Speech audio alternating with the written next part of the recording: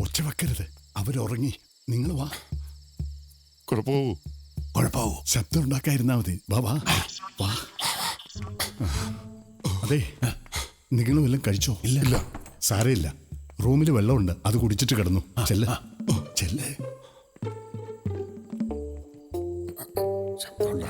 നിക്ക്.